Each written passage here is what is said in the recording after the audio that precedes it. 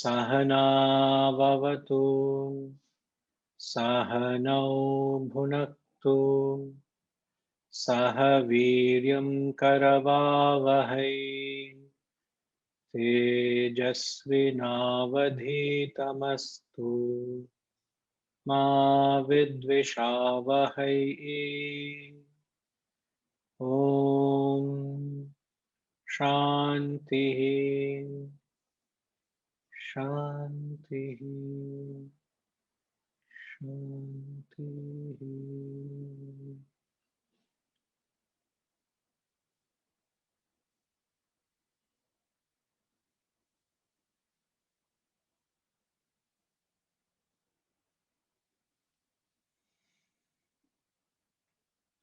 सुखमात्यन्तिकं यद्यत् बुद्धिः ग्राह्यमतीन्द्रियम् वेत्ति यत्र न चैवायं स्थितश्चलति तत्त्वतः यं लब्ध्वा लाभरं चापरं लाभं मन्यते नाधिकं ततः यस्मिन् स्थितो न दुःखेन गुरुणापि विचाल्यते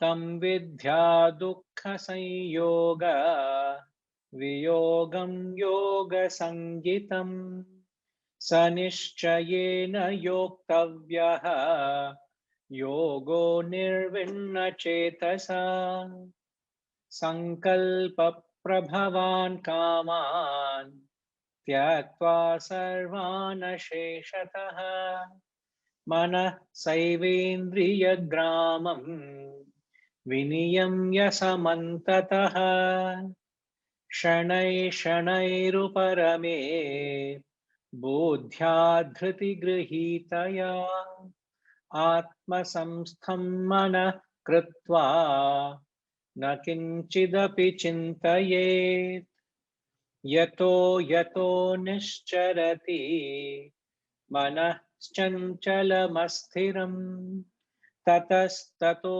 नियम्यैतत् आत्मन्येव वशं नयेत् प्रशान्तमनसं ह्येनं योगिनं सुखमुत्तमम् उपैति शान्तरजसं ब्रह्मभूतमकल्मषम् युञ्जन्नेवं सदात्मानं योगी विगतकल्मषः सुखेन ब्रह्म संस्पर्शम् आत्यन्तं सुखमश्नुते सर्वभूतस्थमात्मानं सर्वभूतानि चात्मनि ईक्षते योगयुक्तात्मा सर्वत्र समदर्शनः यो मां पश्यति सर्वत्र सर्वं च मयि पश्यति तस्याहं न प्रणश्यामि स च मे न प्रणश्यति।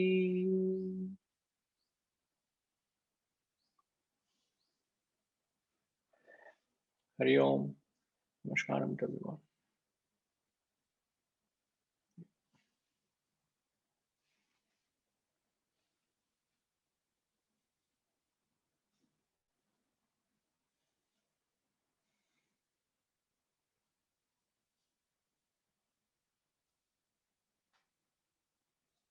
The last we were wanting to understand the 26th verse. Yato yato nishcharati manashchanchalam asthiram tatastato niyamyaitat atmanyeva vasham nayet.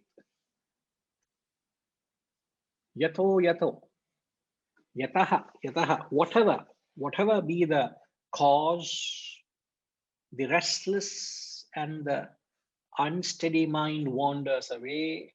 Manaha chanchalam asthiram.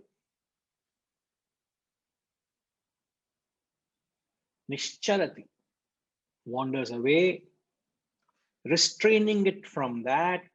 Tatastato niyamyaitat. Atmanyeva vasham nayet. Atmanyeva. Let him bring it under the control of the self alone. Yeva.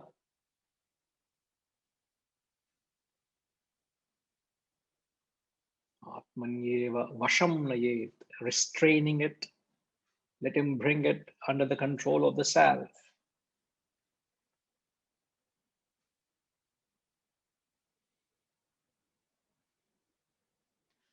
Mind is and always will be our primary business. Mind is too valuable a commodity. It's a terrible thing to waste. And yet humanity is struggling to deal with the mind and the challenges the mind is presenting.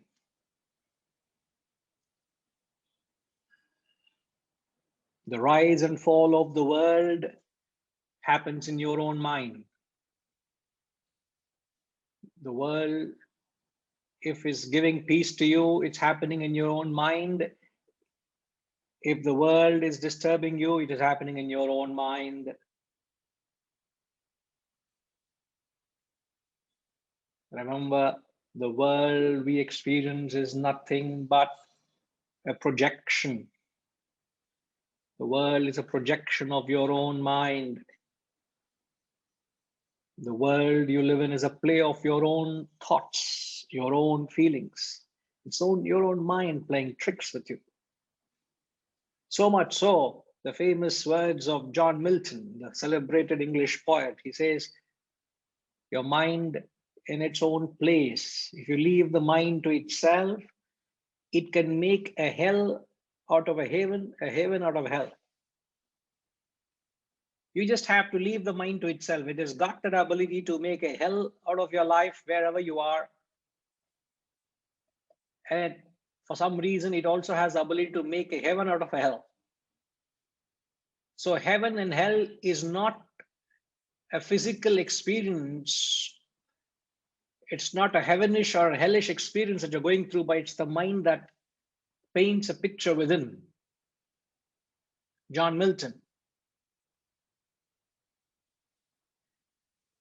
Emerson also says, to different minds, the same world appears as hell and heaven.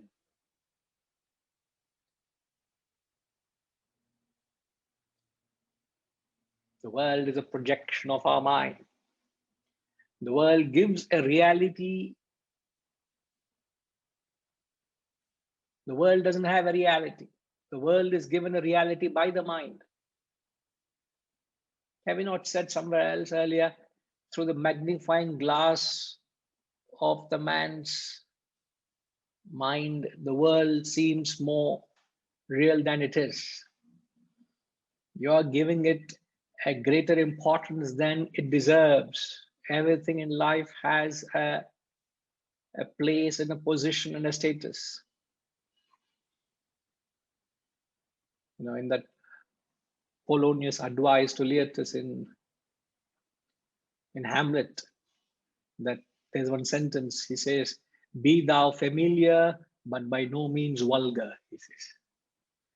When you're in relationship with people, he says,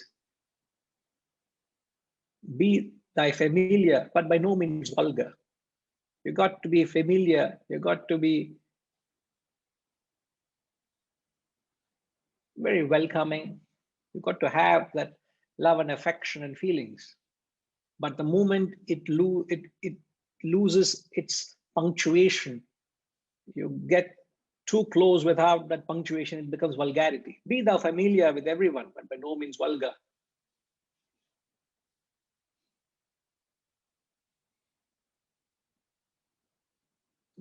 And he says, grapple them to thy soul with hoops of steel, who have proven your friendship and camaraderie. He says, grapple them to thy soul with hoops of steel, he says. Beware into a quarrel, but once you get into thee, make sure the other be beware of thee. Don't get into a quarrel, but if you do get into it, make sure the other be beware of thee. Give every man thy ear, by few thy voice, and so on. He just puts it so poetically, so beautifully. So what I'm trying to say is, it's all in the mind. Now here in the verse, he says, whatever be the cause, the unsteady and the restless mind.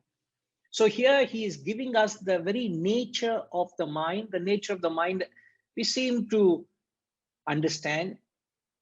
Through knowledge, we understand that the nature of the mind is sthira and chanchala. Sthira, it is never sthiram. Sthira means you are steady, you are stable, you're rock seated, you're grounded. Your mind is never grounded. You put it at a place and you leave it for a while, it'll never be there. Sthira, it's always never steady. Chanchalam.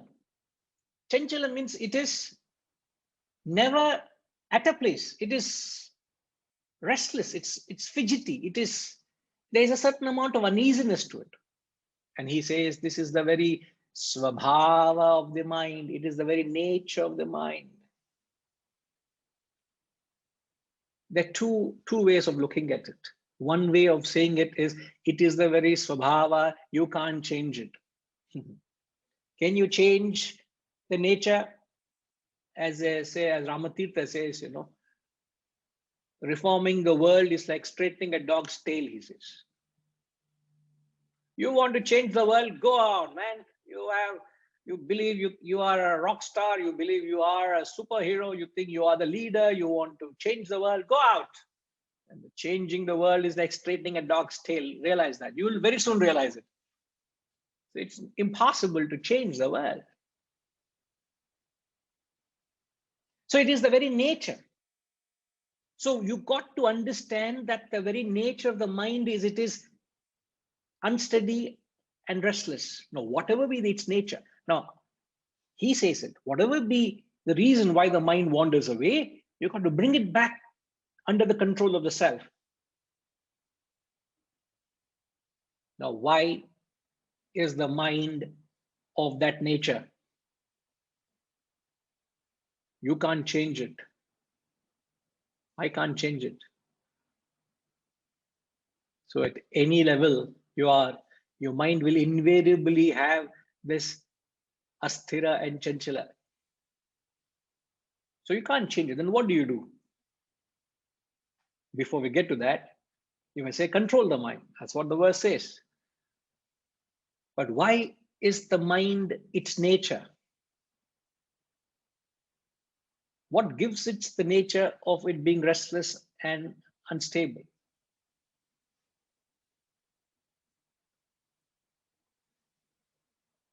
Sitaramji.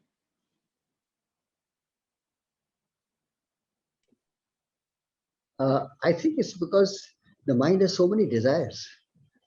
It's full of desires and is always reacting to the external world, and it sees those beautiful things or whatever, and it's tempted. It's like a monkey on a treetop with so many flowers and fruits to pick from. It has to jump from branch to branch. As you rightly said, a monkey, when it has a tree full of fruits and flowers, it never finishes a fruit, It takes Exactly, a bite here, it goes and picks up there. an elsewhere and goes there. Yeah. And you have a fruit in hand, finish it and enjoy it and pick up another one. Exactly. No, it doesn't. So our mind is like a monkey, So what gives it its nature, its unique strain, or that quality is the underlying vasanas and desires. So as long as you have these vasanas and desires, the mind will be far difficult to handle. It will rush out into the world. It becomes an impossible force to reckon. It is too difficult. It's like a powerful flood.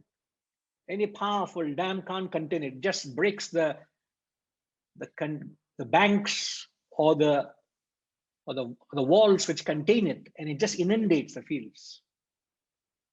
So mind is very difficult to control. So the nature of the mind will remain to be what it is because of its nature of the desires and vasanas that support it. Because of the desires, the mind rushes helter-skelter here and there. But when you reduce the, so that's one way of looking at it. Yes, Hariji. You have raised your hand too early today. Yes, sir. When we are talking about the mind is always looking towards the world externally. And it is the characteristics of the world that it continuously changes. It is ever changing, the world.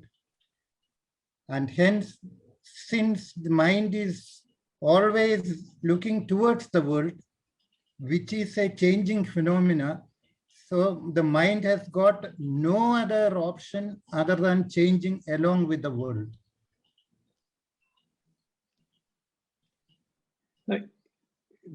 Because of the changing world, perhaps the mind also is changing. But let's say, even if we assume that the world is static, even for an instance, it's not necessary that your mind remains static.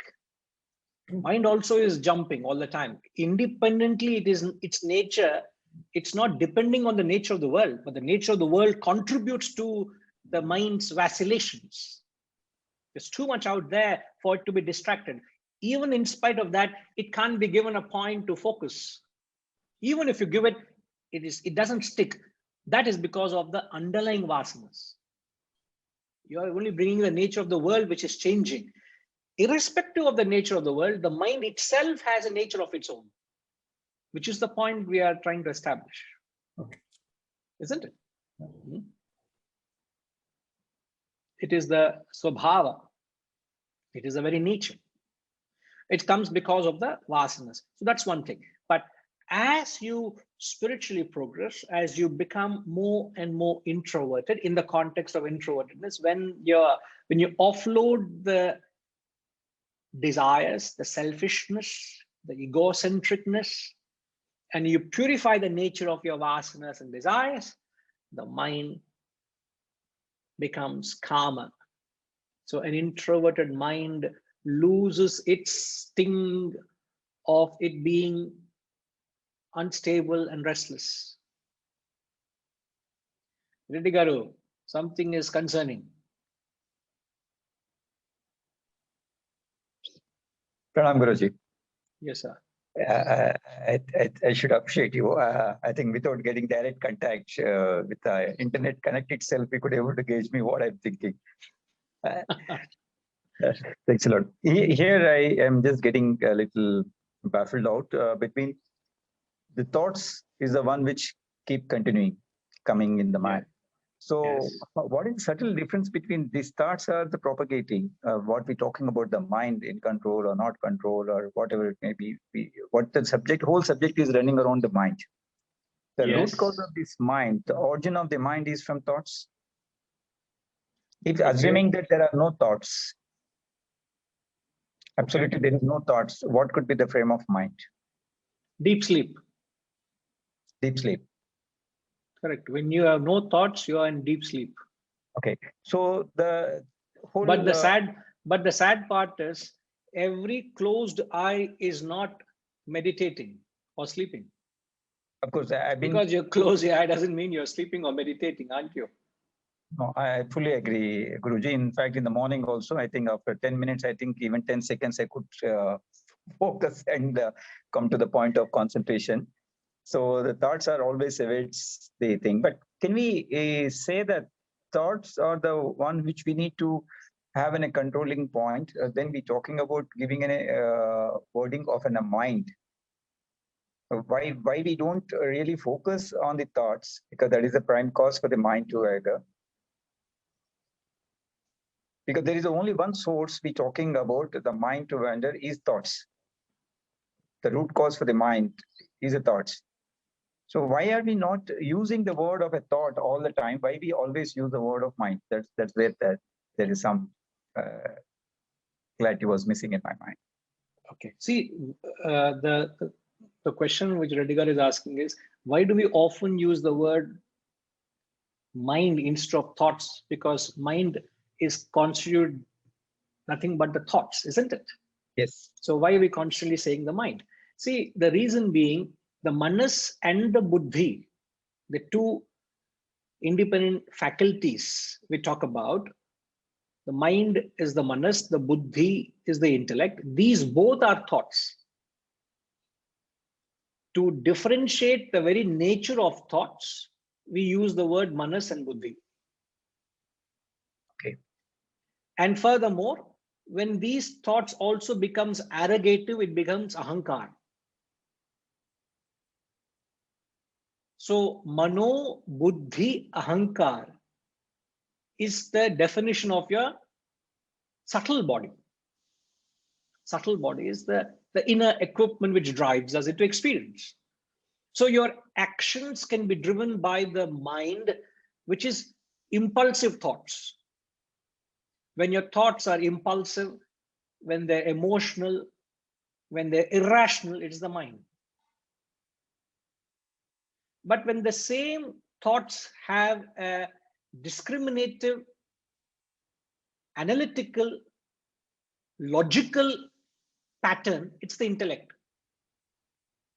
When the thoughts become arrogative, assertive, non-inclusive, it is egoistic. Now I ask you, can we generalize by using a word thought? Definitely not. Since there is a subtle difference in the nature and the pattern of thoughts, we specify it by saying it's the mind. So the asthira and chanchala are the impulsive nature of the mind. So when your thoughts are impulsive, it becomes the mind. When you say desires, it's the mind. When you say likes and dislikes, it's the mind. Because that is the impulsive, irrational element that needs to be addressed. That's why I said mind is too precious an entity to be neglected or disregarded or left it ungoverned. It's like child is too valuable to leave it unnurtured. If you don't nurture a child, if you don't govern or police a child, if you don't mold a child, it can become a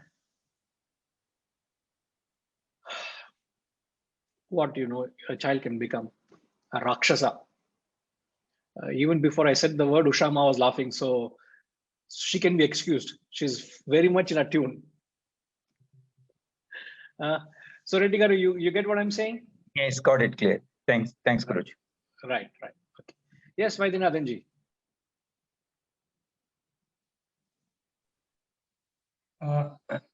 Answering Mr. Reddy's point, I wanted to make 2 points. It's better understood if you look at the whole apparatus as a computer. The thoughts are really the memory. We go and fetch it. And the mind is really like the CPU. Every time we go and bring a thought, we process it. Then it goes off. So in a way, that is why a thought is not a mind. Its mind is more like a central processing unit, which brings thoughts, receives senses, whether it's auditory or visual or smelling. All these are all inputs to the CPU, which is the mind. And then it processes it. And each of these senses triggers a thought and brings it into the mind, and it processes it. That is one point. The second point I wanted to make was the mind wants variety. That's one of the problems. You sit down for meditation, you give it a thought, focus on the breath. You focus on the breath. After 1 minute, 2 minutes, it is bored of that, it goes off to the next thought. That is one of the problems of the mind, is that it wants variety. But sometimes when you are doing a task which is very engaging for the mind, maybe you're watching a very gripping movie, at that time the thought doesn't go out anywhere. The mind stays focused on that. So the degree of attraction for the mind for the thought also defines how long that thought stays there in the mind. If there are a lot of thoughts coming in, it prioritizes and goes to the one that it finds most interesting. Dull thoughts like focus on the breath and don't do this, don't do that. These are all things it wants to get rid of. Go for something that is exciting and it wants variety all the time. And So, battling in that, short, it's just like the monkey, not one fruit, but the next fruit. in short, you're saying mind wants masala. That's all you want. Yes, all the time, non-stop. Non-stop masala it wants. And when you were talking of movie, Padminima was very well reacting. She said, Terminator 2 was very gripping.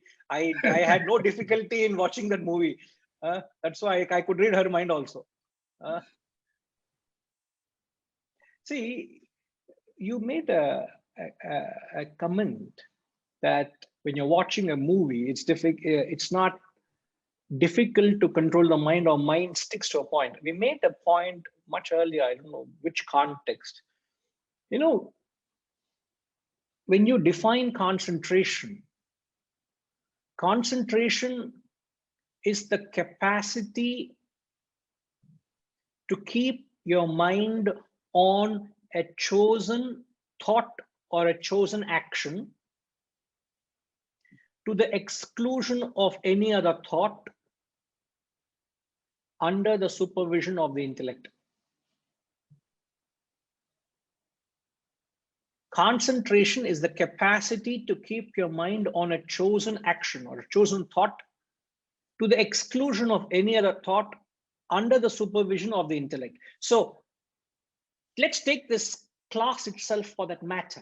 You have to sit at the desk, a computer in you, and there's a dynamic discussion going on of different opinions, different views, different concepts. You just have to keep your mind to this discussion, not let the mind wander. But having said and done, the very nature of the mind kicks in, isn't it? At some time down the line, it could be within 2 minutes, it could be 20 minutes, but your mind slips away from the class into something, and until you bring it back into the class. And that tells how strong is your intellect. So concentration is determined by the strength of the intellect to police it and keep it in the present moment. So a person could be in an office, he could be at his desk, he could be attending to the paper, he could be attending to his emails, he could be attending to the meetings, but there is no guarantee his mind is cooperating. His mind could be very much engrossed or engaged in something else. And when your mind is off the task, when your mind doesn't back the action, your actions are impoverished, isn't it? The ability to execute, bring in precision, or ability to perform your action becomes impoverished. You pay the price. And can you multiply that to the entire workforce of an organization? So your mind has 3 avenues where it loses or dissipates its energy. The 3 avenues where the mind dissipates its energy are, Harishji? What are the 3 avenues, Harishji? How come the host is being pushed to the very bottom? Usually you are right at the top.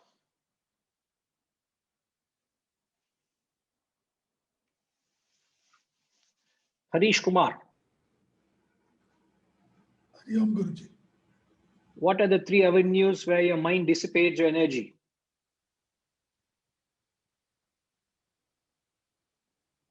In various thoughts, in various actions, in various... Only 3 I'm saying.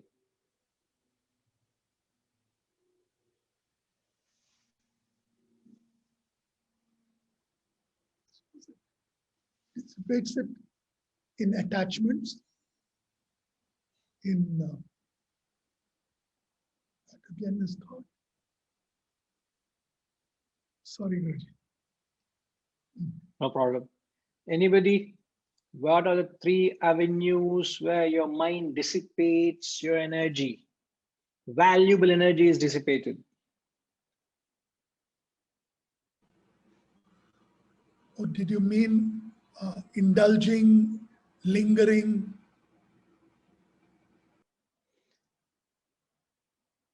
That's the benefit of the host. He can unmute himself and talk whenever he wants to talk. Yeah, Sitaramji.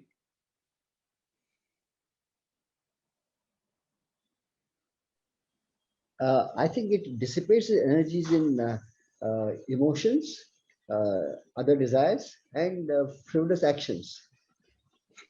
Just because I had three, somehow you fitted those three words into the answer, huh? I mean, those three came to my mind. See, the three avenues where your mind dissipates is the worries of the past, the anxieties of the future, and the excitement in the present. Yes. The three unproductive avenues your mind constantly dissipates its energy. The dead past, constantly you're going into the past, which is done and dusted. You should not go. Unborn future, what's going to happen? What's going to happen? There's an anxiety or a certain excitement in the present. Now, Rajima, why does this happen? Or not why, when does this happen?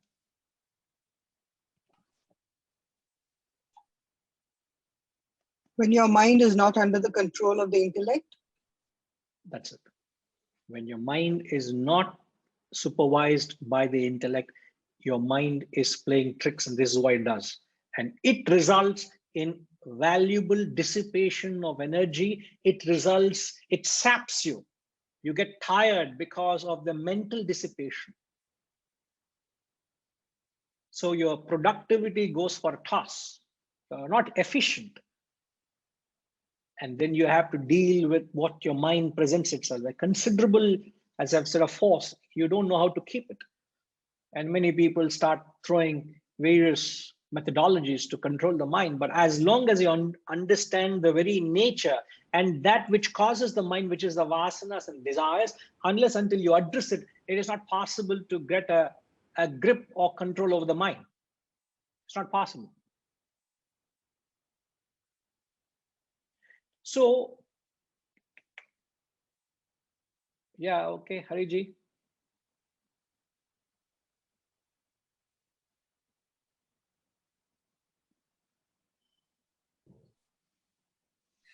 Guruji, I have a doubt.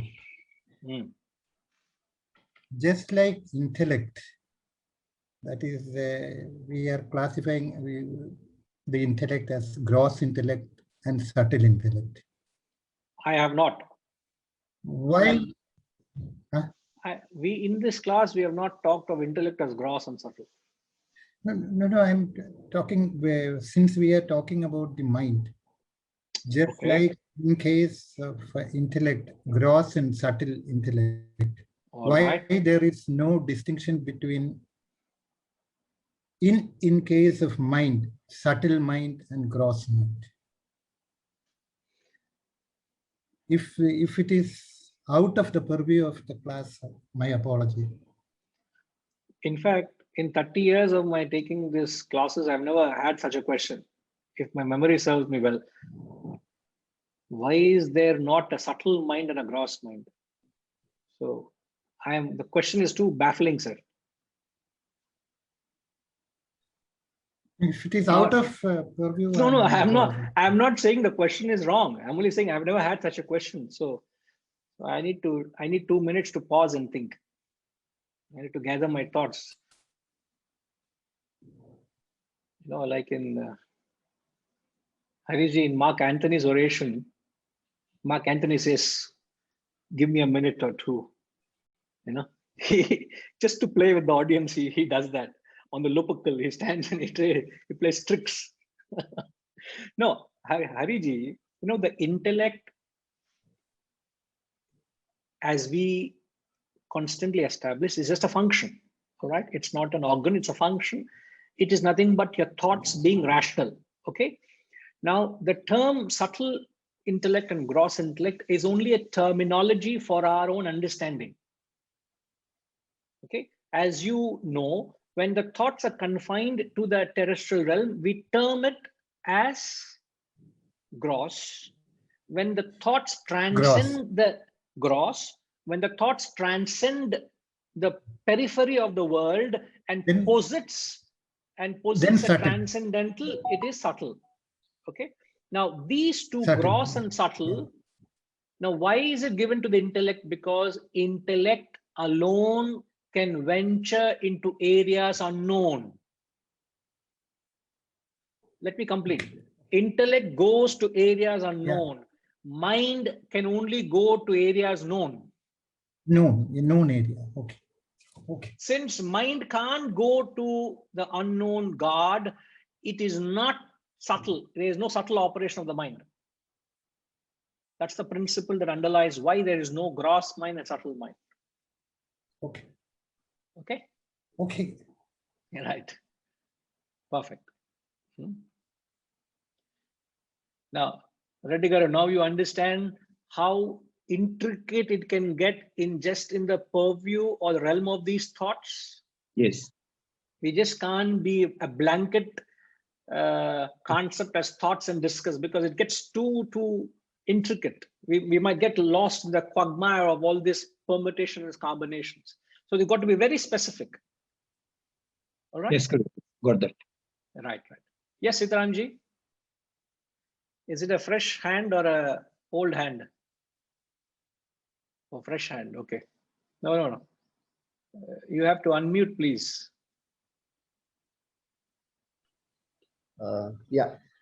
You said the mind dissipates energy in three ways, which is absolutely beautiful. The one which you said in the middle, that the excitement of the present task is where also it dissipates energy. Isn't that something which is, I'm not saying it's wrong or right, it's absolutely right. Isn't it desirable thing? Because only when you're excited about what you're doing, the task at hand, will you really, give it your utmost and do it well. So it's a very desirable thing. See, we can very easily relate to the anxieties and worries. But excitement is, imagine a sportsman who has worked all his life, struggled to reach the top level of his sport. Take example for, say, cricket. It might strike a chord with us. Here is a young player who has performed very well in the domestic tournaments and the various tournaments. He got selected national level. And he's been sitting in the bench in an overseas tour because he's selected. And the team decides that he's going to play the third match. The first two matches he's been warming the benches. Third match, an important match, he has been given the cap. He's representing the country. He's having, as they say, he's having butterflies in his stomach. He's so much excited, he's so anxious. His players, the captain, everybody goes and says, calm down, calm down. You are a brilliant player. Just settle down. Calm your nerves, calm your nerves. He's so overwhelmed with the fact that he's taken the center stage and he's being watched all over the world and is representing the nation. His dream has come true. He is almost short of getting paralyzed. He becomes immobilized. He's not able to bring his best performance out. So everybody calms the nerves. That is what is called excitement in the present. You're very well prepared to take to the stage to speak to the audience. And as you go on to the mic, suddenly you become blank. Hasn't it happened? Huh? Ushama? I only went by the head, which is the most nodding. Her head was nodding like a pendulum. From left to right, yes, yes. So I had to attend to her. Yes, ma. Many a a few of them were nodding. Namaste, Guruji. Yes, ma. Many a times it happens, Guruji. Whenever I face a crowd or even a small group, it happens. But you like speak like a rock star here. There is no anxiety at all. Huh? But you are able to understand that anxiety, where you get almost you freeze, you become incapacitated. What you just have to do is and why does anxiety happen? One is you're too excited about the whatever action. Secondly, because of a complex you have. Maybe you're not able to, because of the perfection you want to present, but which you feel you may not be able to be as perfect as you want to be. And one more thing is whether your being will be appreciated by the others or not. and whether your potential will come out 100% or not. These are all some of the reasons. It looks like you've done a PhD on anxiety. You can write a paper, we will get it published, no problem with that. Huh? There you go. Sitaramji, does that answer? Why are you in the dark? I don't understand. Are you saving some electricity in the summer months? Can't see you. I'm only vaguely figuring you out, you know. Oh, I'm sitting in my drawing room where the only sunlight is coming from one side. That's why. So there is no light in the room. Huh? There is, I've not put it on. It's comfortable with the sunlight. For you, for me, it's all very dark. I'll We're not talking something. of you. No problem. Because you know the light is not on you, it's from behind you. So you I'm appear more very dark. Darkness. Yeah.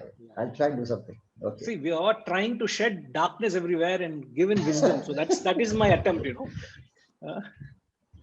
Right, no problem. Harishji, something to comment? It was just struck me that just like in Ushama's question, so too in Sita's situation of enlightenment, that when the concentration is on things other than the act per se or whatever, you know, on the peripherals, then all these anxieties happen. So the moment the concentration is on things other than the action, there is the fruits of the action or the response you will get or whatever it is no longer on the action. And that's where the anxiety comes. The anxiety is not because of the action per se. No, it is never the action. It is, you spoil it. It's like a drop of lime in milk. It spoils that whole thing. You know, isn't it? The action by itself is pure. It's all these appendages, all these non-essentials, all these trimmings. If you can trim these non-essentials and bring out the beauty of an action, the glory of an action, in a simplistic way, it brings the best out of a human, you know. So a mind, when it is controlled, it's a beautiful force. When it's not controlled, when it presents itself as a challenge with its worries and anxieties and excitement, it's a considerable, it almost becomes a foe. My own mind becomes my own foe. Sidhuji, you are wanting to comment a couple of points. Maybe you want to explain in the context of what is it that causes excitement in the present? Oh, we're talking about anxiety. Anxiety or excitement in the anxiety? No, anxiety is about the future. All right. Excitement is about the present. So Correct. anxiety is insecurity, fear of failure, and all. It is that there is no action there. It is only you know, the mind creates stories, and so we are unnecessarily feel insecure and we will fail, and all these things creates anxiety about the future. Correct. So mind creates stories. Then who is the director, producer? Ourselves. Very See, true. In fact, past is history, future is a story. The present is only the truth. This very moment is the only Satya. So, yeah.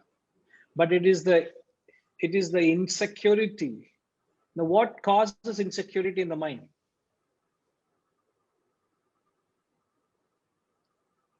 fear of failure. What is it that causes it? Weak intellect. புடிச்சுங்க நல்லா easy ஒரு solution டடான கொடுத்துங்க no intellect, weak intellect. No, but give me an active, you're giving me in passive voice. Active voice சொல்லுங்க. Why does your mind create this fear? See, I'm because not, fear also is a modification of desire. So fear, because you said anxieties for the future is because of insecurity and fear. You're attributing it to the future. My question is, see, now in the current situation, you can either be fearless mentally or you can be fearful of what's going to happen. There's so much of situation is so uncertain, but there's no necessity for you to feel insecure. You can get paranoid over it. You can have sleepless night over it. But why does your mind develop this quality of insecurity or fear of the unknown future? Because I am not able to keep the mind in the present. That is it. Same applies to the past also, no? I'm going with your answer, sir. You are saying it's because of fear and insecurity the mind goes into the future, and it causes a great fear. My question is, why does it happen to the mind? What causes it? Desires and attachments.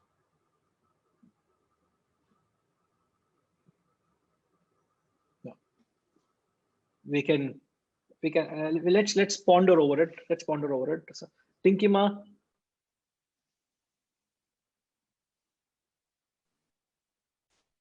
Hari Om Guruji. Often anxiety is about, because it's about the future. One is that we anticipate problems and what can go wrong. And the second thing is, so that it's all in the head. I'm thinking so much, ye ho jayega, wo ho jayega. The other is expecting that things must work out in a certain way. So that expectation creates the anxiety. That if it doesn't happen, what if? The what if is always about the future. What if it doesn't happen, then what? And somewhere, yes, the ego also, because if things don't work out, if I've done something, worked hard, if I performed and I've prepared, and my self-image is affected, what will people think? So there the ego also comes in. So mainly, I think it's anticipation and expectation.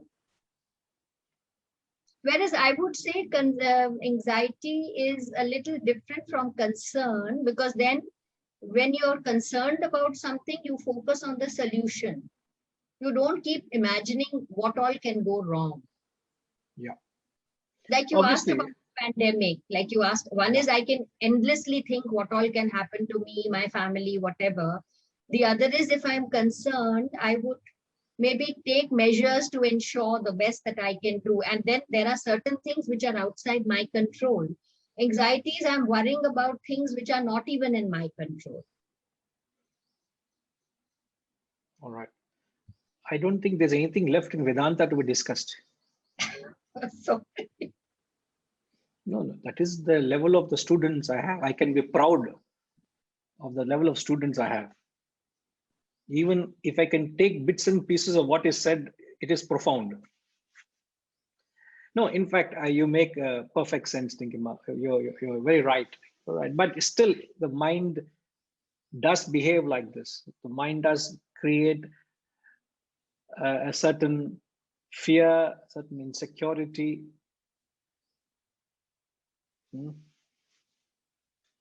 Yes, Hariji?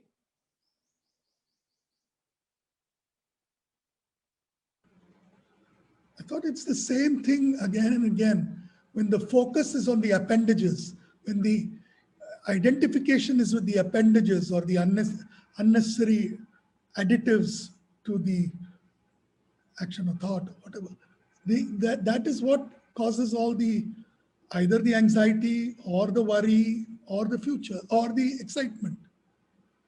It all is about where are you focused. If you're focused on the appendages, which are unnecessary, which are changing, which are, everything about it can be said, then all these are natural corollaries. They are, but we're just trying to find out if there is a specific reason why your mind starts imagining. It's a certain imaginary realm of the mind that creates fear, a non-existential fear.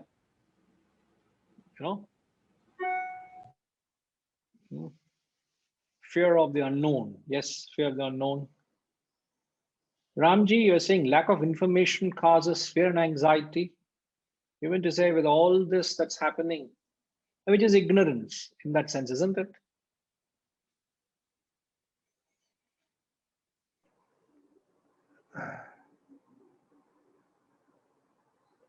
Yes, sir. Namaste, Guruji. No, I said that because many times we don't know what will happen in the future. If somebody tells us what will happen in future, then we feel satisfied. That's how we go to astrologers and we go to people to show our horoscope and tell me how long will I live, tell me what will happen in 10 years. All this is because lack of information, which causes anxiety. And to overcome the anxiety, we try to find such solutions. The other day I was reading, I think when Apollo 11 went to the moon, there were 3 people, Neil Armstrong, Edwin Aldrin, and Collins. So Armstrong went first. I mean, the lunar, the module went and landed. But I believe this guy Collins is sitting in the main spacecraft was cut off from the module as well as from NASA center for about half an hour till he turned the corner. So he died recently. So they were writing about his anxiety during that half an hour. He didn't know whether this landed, did they land safely, and what happened. So it caused him a lot of anxiety. And so they were saying that, so that actually gave me this thought that sometimes to fill the gap about information, we do many things, and lack of information causes anxiety. Of course, all other things people have already said, the fear and then various other things are there. But I think sometimes lack of information also causes anxiety. Right. I think all put together, it gives a wholesome understanding as to what causes the insecurity or the fear or the anxiety. See, it's in a very loose sense, we can say it's an immature mind that feels fearful. But the moment your mind becomes mature with wisdom, one of the best ways of measuring how mature your mind is to see whether it's in the present, past, or future. If it's in the present, a matured mind only lives in the present moment. An immatured mind runs into these unknown realms and seeks help from these sources to appease it. As Ramji said, you knock at the doors of palmists, soothsayers, astrologers to define and give you an assurance of the future. Nothing is more valuable than the present moment. Okay. Now, I remember telling you all that there are a few tips how perhaps you could address your mind. So as the verse says, whatever be the force that draws the mind away, restraining it from that, let it come under the control of the self alone. Now, in context to meditation, or you can take in context to general controlling of the mind, the first point, the 5 points that you need to take a note of, how you can use it in different degree, in different proportion to be able to deal with a formidable mind. As we know, in terms of proportion, the mind is far more stronger, far more powerful than the intellect. So the mind is stronger than intellect. So you need to use all the forces to combat it. Okay. So the first thing is you must create a conducive environment. You can't sit in the vicinity of the sense objects. You can't be sitting in the vicinity of sense objects to be able to control the mind. So you need to create a conducive environment where you have a certain association of thoughts or ideas, where your mind can be given that protective environment. So the first point is you got to sit in a conducive environment. You want to sit and calm the mind, you got to give it a conducive environment. The example of Sugriva hiding behind a tree and shooting Vali. Remember the context, The sense objects are too powerful. They will influence your mind. You will lose self-control. You can't control the mind. So you will have to create a conducive environment. So what's the association of thoughts perhaps when you light an incense stick?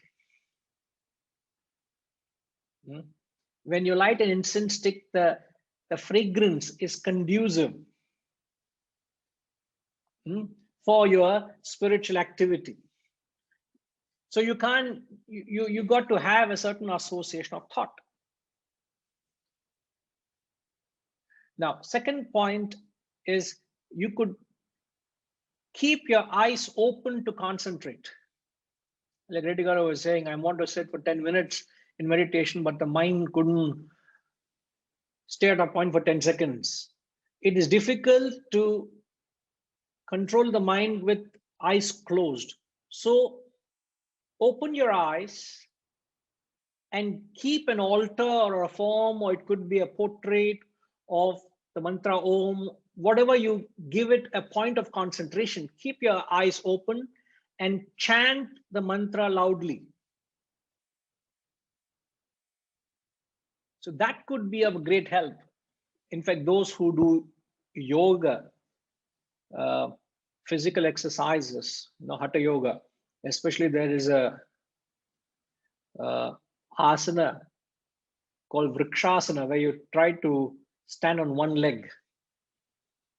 You stand on one leg with taking the feet, the root of the feet to the root of your other thigh, like the old rishis meditating with their hands up. So you're expected to stand on the tree posture. It is far difficult to maintain your balance with your eyes closed. And if to gain your balance, a yoga instructor will say, open your eyes and try to fix your gaze at a point right in front of some ahead of you, straight. Focus your eyes on that. Instantly the body becomes balanced. The moment you close your eyes, you lose your balance. I'm just trying to prove to you that it is far difficult to control the mind with your eyes closed. So the tip is open your eyes, create a conducive environment. It could be a conducive bhajan or a music or a sound, or bell, which conducive environment. Eyes open, chant loudly. As you gain confidence and control, you could slowly close your eyes and then subjectively chant, quietly, mentally chant. Then perhaps your mind will start listening to you. But right away, if you attempt that, it may not help. Now, another way of controlling the mind is to persuasion. You persuade the mind. You kind of bribe the mind. You do this, you get that. So mind sorts of listens to you. You don't do this, you'll not get that. You sort of play tricks with it, persuasion it. The fourth is you try to maintain this attitude of witnessing the mind. In fact, the most powerful way of controlling the mind is just by being a witness. Witness. You don't have to say anything, just have to be a witness. And just by, can you take an example how being a witness brings in discipline to the mind?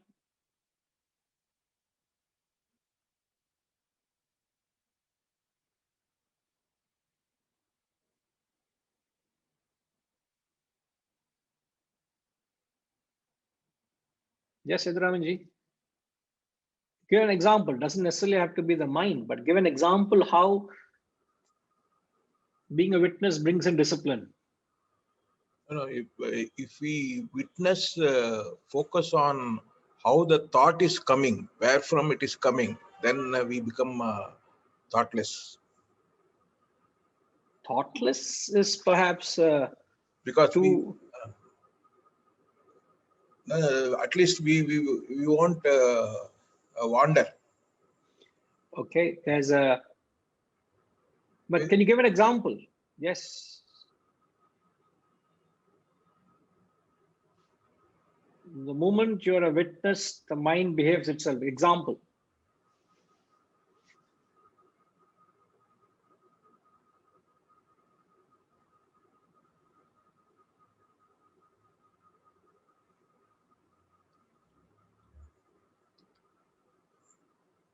Anybody think of an example?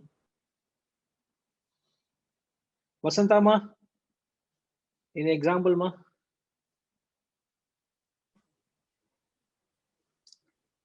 Maybe when you feel some bad thoughts are coming, like you're feeling proud of something or jealous of something, or immediately you become a witness, you become aware of it, and you try to persuade the mind to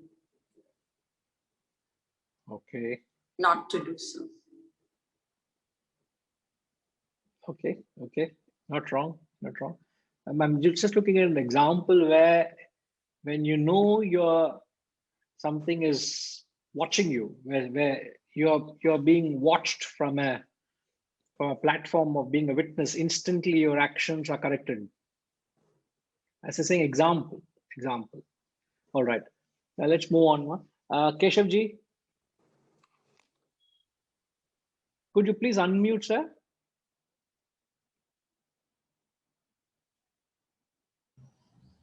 Pranam Guruji. Yes, sir. It comes to my mind that if you witness an accident who is unknown to you, a person who met with an accident is unknown to you and still you watch it, at that minute, I think your mind is focused and no other thought comes in. Okay. All right. Okay. All right, sir. Annapurnama.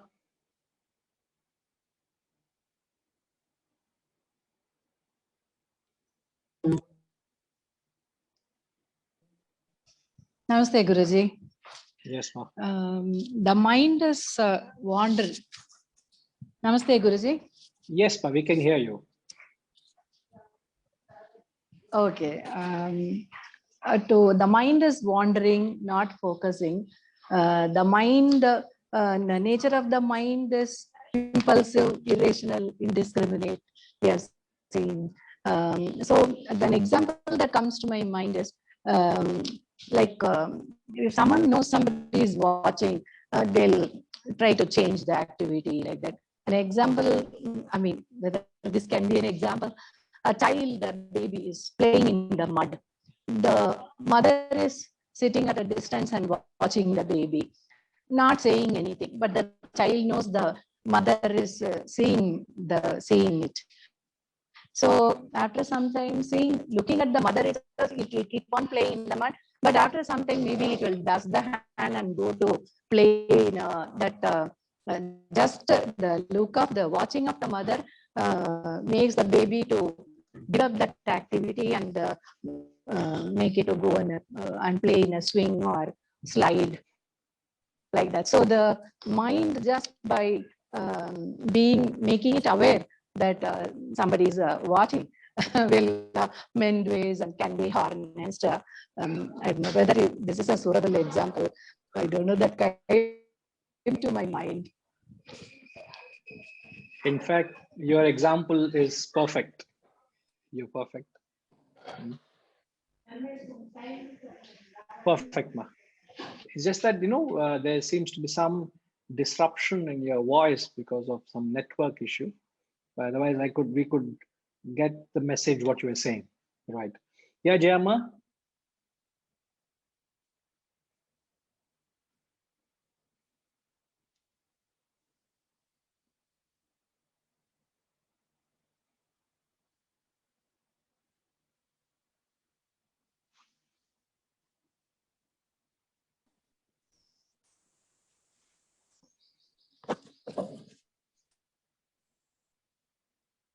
Hari Om, Guruji.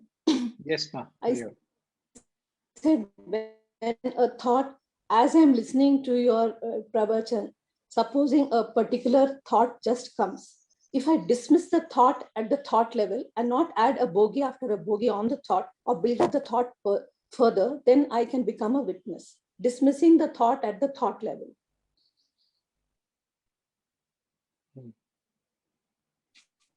Yes, you are explaining the principle.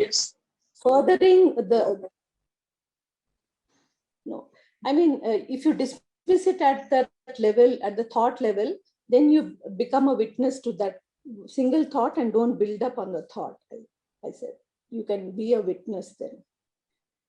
Thoughts may come, but when it comes, you just dismiss it at that one thought level so that you don't build up on the thoughts.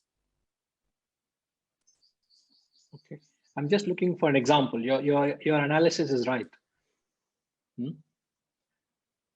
Sitaramji.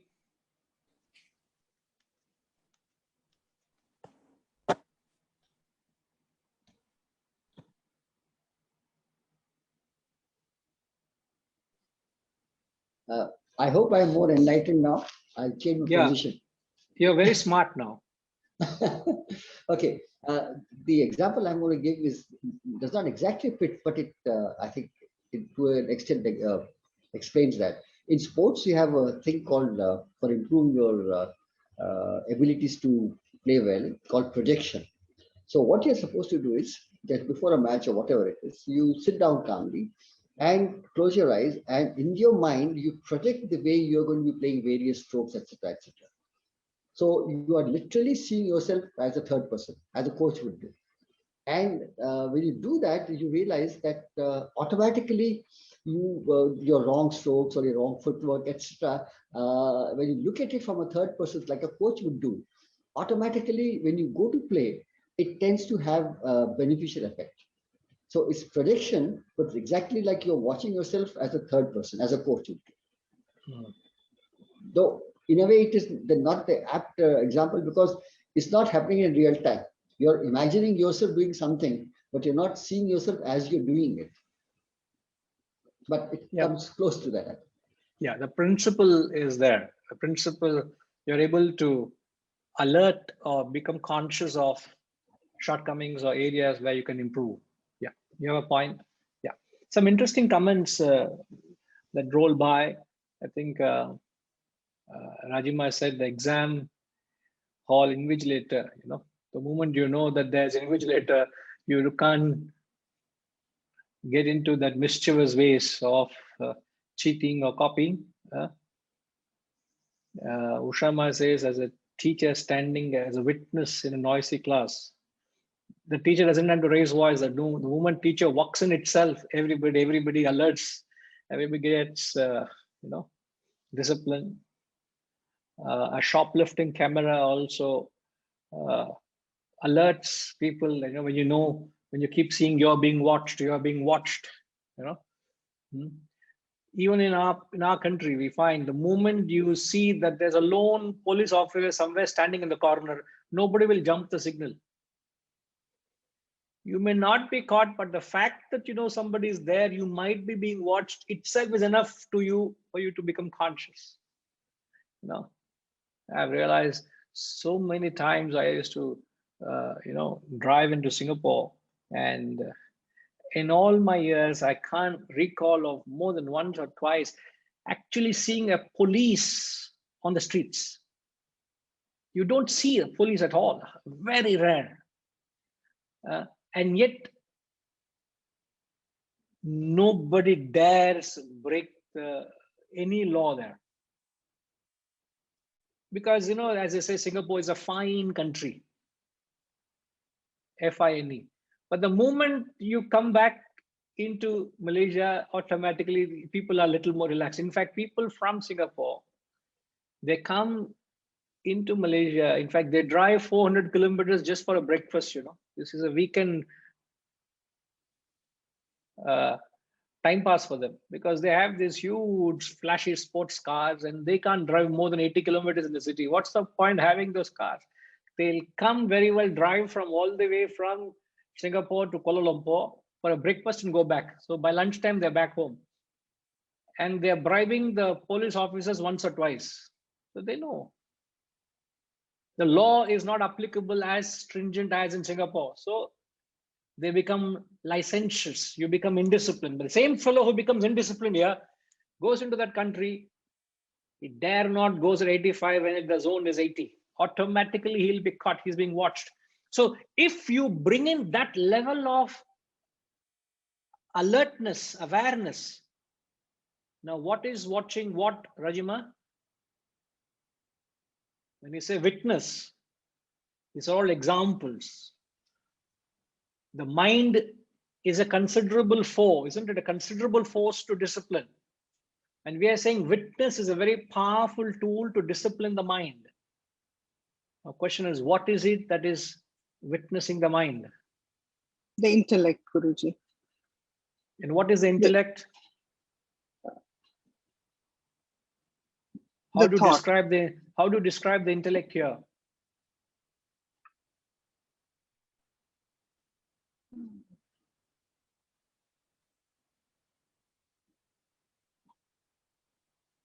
Okay, it is the intellect that is witnessing the mind, but how does that intellect express itself? Through the free will, Guruji? Through the conscience? No. Okay. What I'm asking is, how does that intellect express itself to witness the mind? In effect, I'm asking, what is the best description of intellect here?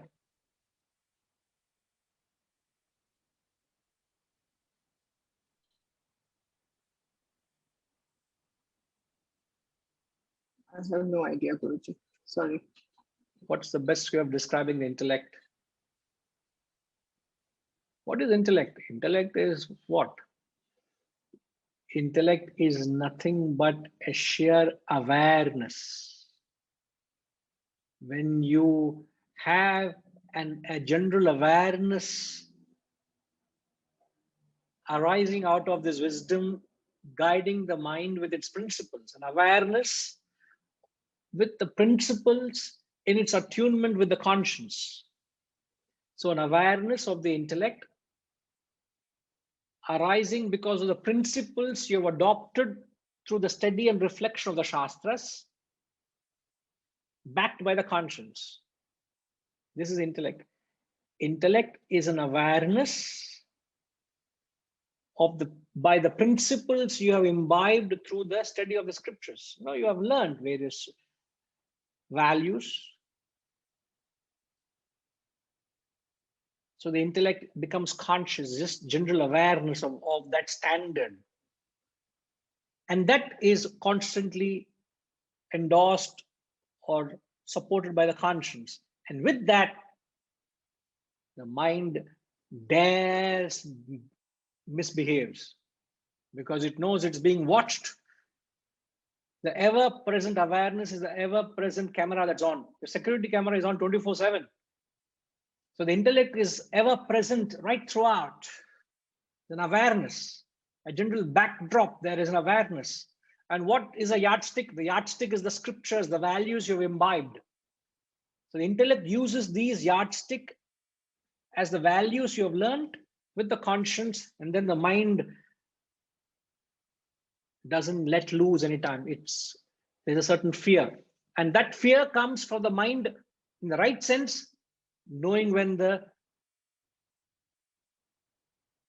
awareness is strong, the intellect is strong.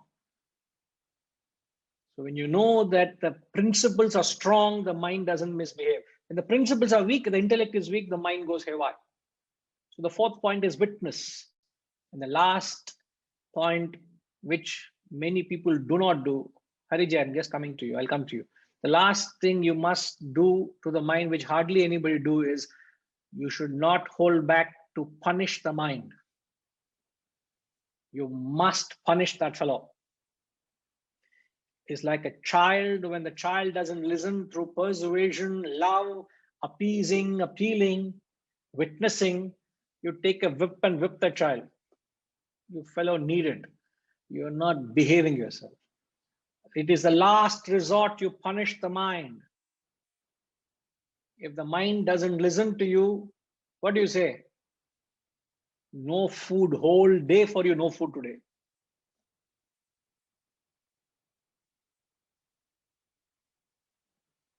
So the whole day when you don't give the food, you are starving, great discomfort. You're telling the mind, because you did that, this is the punishment.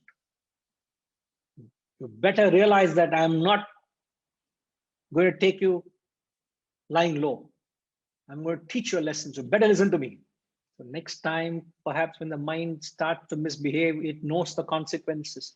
So it will start obeying you. It starts listening to you. But don't start off by punishing her. You might break it. You slowly go along with the mind and use these methodologies. And then perhaps you will be able to bring the mind under the control of your own self. Yeah, Hariji?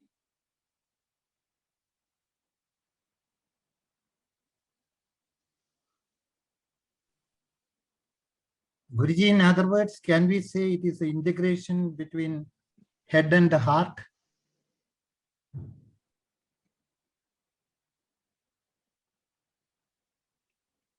Integration between the head and the heart. That is an ideal state when the heart also feels what the intellect understands. When I say heart, here I mean the mind. No, I understand that. The heart, the head and the heart is the intellect and the mind. So a perfect action, an ideal action is where there's an integration between the head and the heart. Yeah. So the intellect understands what the mind feels. The mind exactly feels what the intellect says. That integration. Now that is an ideal state where the mind cooperates with you. Here we are talking about how to deal with a mind which doesn't obey to you. You are dealing with a mind which is asthira and chanchala. Okay. But when you do this, ultimately there is an integration between the head and the heart. Glad you said that. The result of all the effort is where there is a symphony. There's a beautiful orchestra where there is no conflict within, there's no tug of war within, isn't it? So action becomes perfect.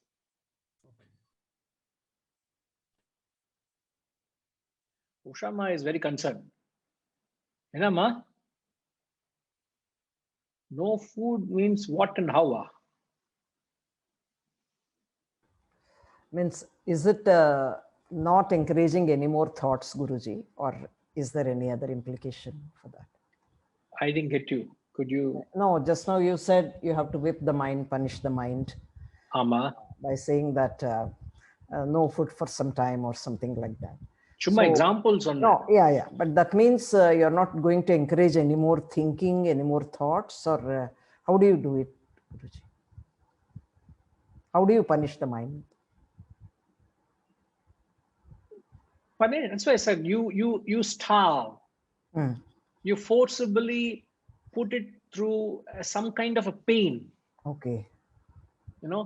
So when you, example, when you don't have, you starve, you don't eat a meal or two, you feel the discomfort, the pangs of hunger. You're attributing that pain because your mind didn't obey to you. Yeah. Oh. So you're attributing the pain. So you're punishing yourself because the mind didn't obey. Okay. You see, just like, don't you pamper yourself because your mind wants something? Yes. That's what we're doing. No, mind wants ice cream, you go and indulge. Mind wants this, you don't indulge. Mind doesn't want to get up, don't get up. Mind doesn't want to exercise, don't exercise. We're just dancing to the tunes of the mind. So you punish that fellow and say, you are being punished because you didn't obey me. Okay. But not to the extent where you rupture the mind. It's not to rupture. It's not to create a dent. It's just to create a certain fear in the mind, in the right sense. Okay. Because if it gives a wrong impression to the mind, that negative image, then the mind, you've damaged it. Yeah. You don't want to damage that child by physical force. Yeah. It's just the last resort, just to alert the child. You may raise your voice, or you may raise your hand at time, but just to tell that this is not acceptable. Okay. But that can't be the only methodology. Right, ma? Okay. Thanks, Guruji. But no, don't do it often, huh? No. So when I come to the house, you say, sorry, Guruji, today no food. We are all punishing the mind, collectively punishing the mind. The others won't keep quiet, Guruji. No, correct. You do it only for yourself, not for the family. Huh? Family and invitees are excluded. All right. All right. We'll come back to it. Okay. Om Purnamada Purnamidam Purnat Purnamudachyate Purnasya Purnamadaya Purnamevavashishyate. Om Shanti Shanti Shanti. Hari Om. Shri Gurubhyo Namaha. Hari Om.